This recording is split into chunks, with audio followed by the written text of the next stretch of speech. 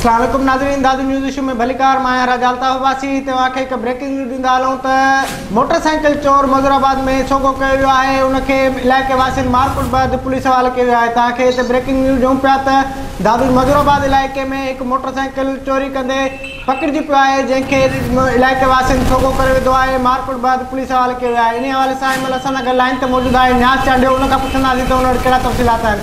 जी न्याज़, असांखे आगाह कजो। राजाल साहब दादू शहर के थोड़ियाबाद माला मां रिजवान रोड जी मोटरसाइकिल चोरी कई वई। वो चोर फरार थियण जी कोशिश कई थी, जे पोयां भाॻिया लॻिया इलाइक़े वासी लॻिया, जेके मज़ूराबाद इलाइक़े में जेको आहे पकड़े ऐं कुटको ॾिनो वियो ऐं कुटके बैदि जेको आहे उनखे पुलिस हवाले कयो वियो आहे। ऐं उन चोर जी जेका सुञाणप थी आहे उहा अली अकबर पुट गुल फ़कीर मस्तोई तौर कई वई आहे। ॻोठ जुबा खान मस्तोई जो रवाजी आहे। ऐं मां इहो ॿुधाईंदो आहियां त दादू शहर में रोज़ाना चोरूं दाड़ा जेके आहिनि मामूल बंदि थिया आहिनि।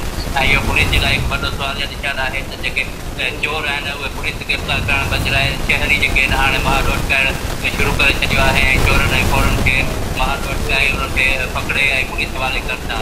हीउ टियों भेरो वाक़ियो थियो आहे त दादू शहरी जेको आहे कि अॻु में बि ॿ भेरा चोरनि खे पकड़े ऐं पुलिस हवाले कया आहिनि, लेकिन हीअं पुलिस वारा इहा अञा ताईं ख़बर नथी पए उहे जेके चोर पकड़े करे पुलिस हवाले कया उन्हनि ते छो केस दाख़िल न थिया आहिनि ऐं उन्हनि खां ॿी कहिड़ी रिकवरी थी आहे, हीअं ताईं पुलिस इहो वाज़े न कयो आहे। जी वॾी महिरबानी न्याज़, तव्हां असांखे आगाह कयो। नाज़रीन, तव्हांखे हिते ब्रेकिंग न्यूज़ ॾियूं पिया त सूरजाबाद महला मां चोरी थियल मोटरसाइकिल जो पीछो कंदे इलाइक़े वासियुनि मज़ूराबाद में चोर खे सोगो करे मारकुट बैदि पुलिस हवाले कयो आहे। तव्हांखे हिते ब्रेकिंग न्यूज़ ॾियूं पिया त सूरजाबाद मां मोटरसाइकिल चोरी कंदे फोरू जेको फरार थियण जी कोशिशि कई, जंहिंखे जेको आहे इलाइक़े वासियुनि मज़ूराबाद में सोगो करे विधो आहे। मारकुट बैदि उनखे पुलिस हवाले कयो वियो आहे।